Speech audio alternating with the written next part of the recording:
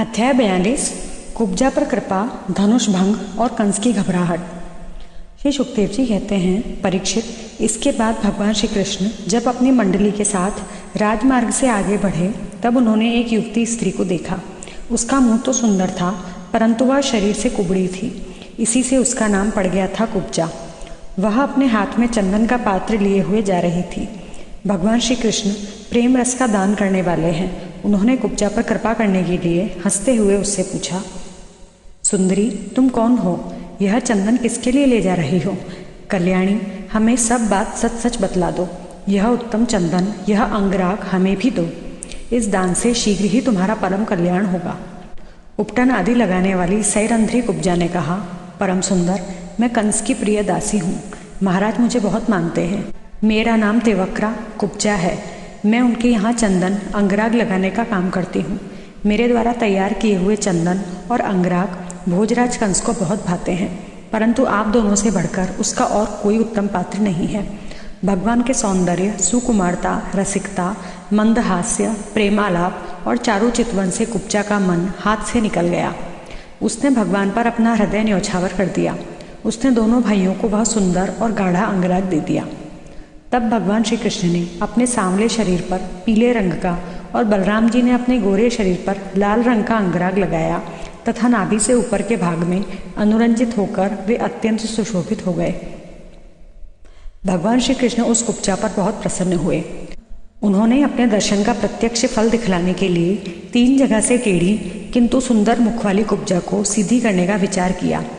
भगवान ने अपने चरणों से कुब्जा के पैर के दोनों पंजे दबा लिए और हाथ ऊंचा करके दोनों अंगुलियां उसकी ठोड़ी में लगाईं तथा उसके शरीर को तनिक उचका दिया। उचकाते ही उसके सारे अंग सीधे और समान हो गए। प्रेम और मुक्ति के दाता भगवान के स्पर्श से वह तत्काल विशाल नितंब तथा पीन पयोधरों से युक्त एक उत्तम युवती बन गई। उसी क्षण कुब्जा रूप, गुण और उदारता से संपन्न हो गई।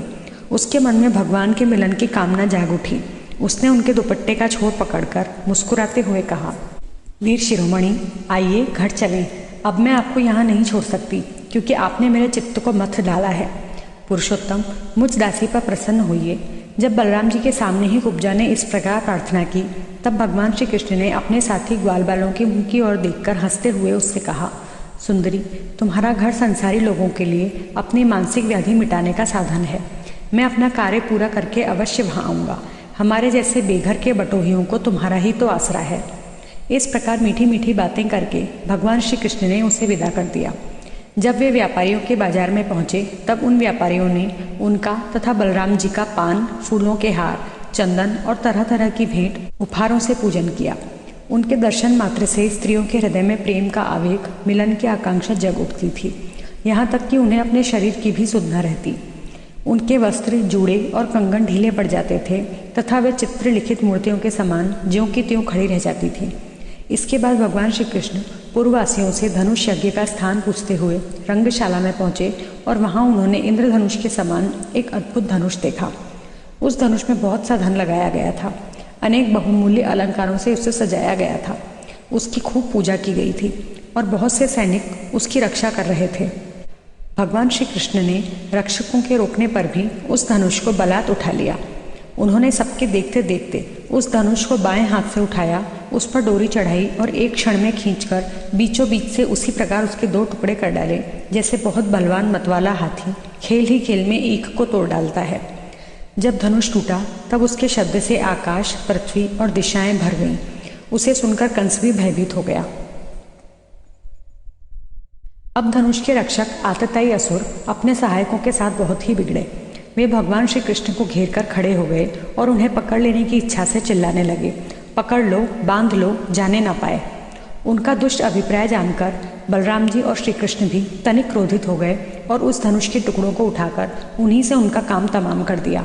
उन्हीं धनुष खंडों से उन्होंने उन असुरों की सहायता के लिए कंस की भेजी हुई सेना का भी संहार कर डाला। इसके बाद वे यज्ञशाला के प्रधान द्वार से होकर बाहर निकल आए और बड़े आनंद से मथुरापुरी की शोभा देखते हुए विचरने लगे।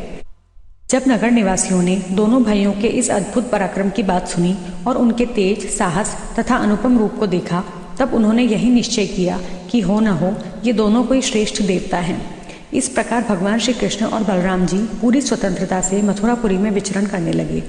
जब सूर्यास्त हो गया तब दोनों भाई ग्वाल बालों से घिरे हुए नगर से बाहर अपने डेरे पर जहाँ छकड़े थे लौट आए। तीनों लोगों के बड़े बड़े देवता चाहते थे कि लक्ष्मी हमें मिले, परंतु उन्होंने सबका परित्याग कर दिया और न चाहने वाले भगवान का वर्ण किया। उन्हीं को सदा के लिए अपना निवास स्थान बना लिया।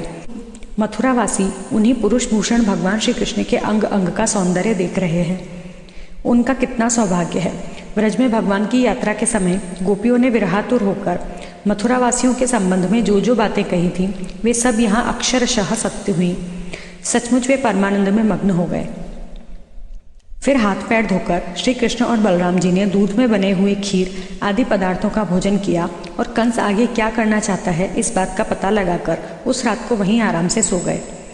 जब कंस ने सुना कि श्री कृष्ण और बलराम ने धनुष तोड़ डाला, रक्षकों तथा उनकी सहायता के लिए भेजी हुई सेना का भी संहार कर डाला और यह सब उनके लिए केवल एक खिलवाड़ ही था, इसके लिए उन्हें कोई श्रम या कठिनाई नहीं उठानी पड़ी, तब वह बहुत ही डर गया। उस दुर्बुद्धि को बहुत देर तक नींद न आई।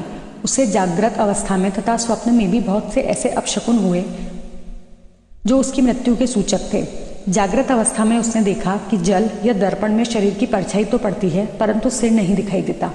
अंगुली आदि की आड़ न होने पर भी चंद्रमा, तारे और दीपक आदि की ज्योतियां उसे दो दो दिखाई पड़ती हैं। छाया में छेद दिखाई पड़ता है और कानों में अंगुली डालकर सुनने पर भी प्राणों का घूं घूं शब्द नहीं सुनाई पड़ता। वृक्ष सुनहले प्रतीत होते हैं और बालू या कीचड़ में अपने पैरों के चिन्ह नहीं दिख पड़ते। कंस ने स्वप्न अवस्था में देखा कि वह प्रेतों के गले लग रहा है, गधे पर चढ़कर चलता है और विष खा रहा है। उसका सारा शरीर तेल से तर है, गले में जपा कुसुम मतलब अड़हल की माला है और नग्न होकर कहीं जा रहा है। स्वप्न और जागृत अवस्था में उसने इसी प्रकार के और भी बहुत से अपशकुन देखे। उनके कारण उसे बड़ी चिंता हो गई। वह मृत्यु से डर गया, उसे नींद न आई। परीक्षित, जब रात बीत गई और सूर्य नारायण पूर्व समुद्र से ऊपर उठे तब राजा कंस ने मल्ल क्रीड़ा मतलब दंगल का महोत्सव प्रारंभ किया। राज कर्मचारियों ने रंगभूमि को भली भांति सजाया। तुरही, भेरी आदि बाजे बजने लगे। लोगों के बैठने के मंच फूलों के गजरों, झंडियों, वस्त्र और बंदरवारों से सजा दिए गए। उन पर ब्राह्मण, क्षत्रिय आदि नागरिक तथा ग्रामवासी सब यथास्थान बैठ गए। राजा लोग भी अपने अपने निश्चित स्थान पर जा डटे। राजा कंस अपने मंत्रियों के साथ मंडलेश्वरों के बीच में सबसे श्रेष्ठ राज सिंहासन पर जा बैठा। इस समय भी अपशकुनों के कारण उसका चित्त घबराया हुआ था। तब पहलवानों के ताल ठोकने के साथ ही बाजे बजने लगे और गर्बीले पहलवान खूब सच धज कर अपने अपने उस्तादों के साथ अखाड़े में आ उतरे। चाणूर, मुष्टिक, कूट, शल और तोशल आदि प्रधान प्रधान पहलवान बाजों की सुमधुर ध्वनि से उत्साहित होकर अखाड़े में आकर बैठ गए। इसी समय भोजराज कंस ने नंद आदि गोपों को बुलवाया। उन लोगों ने आकर उसे तरह तरह की भेंटें दी और फिर जाकर वे एक मंच पर बैठ गए।